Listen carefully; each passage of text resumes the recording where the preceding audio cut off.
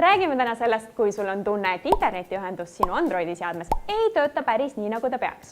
Esimene asi, ma tean, et sa ei taha seda kuulda, aga tee oma telefonile taaskäivitus. Usu, see lahendab 90% probleemidest. Ma ootan. Taaskäivitus tehtud, kui internetiseaded ei taastunud. Kontrollime nüüd üle seadistuse. Vali oma telefonis seaded. Vali sealt alt ühendused. Vali seejärel andmekasutus ning veendu, et mobiilne andmeside sinu telefonis on sisse lülitatud.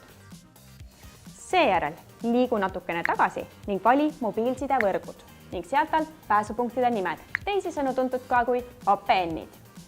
Seejärel vajuta üleval paremal nurgas lisa ning määra uueks pääsupunkti nimeks Tele2 internet.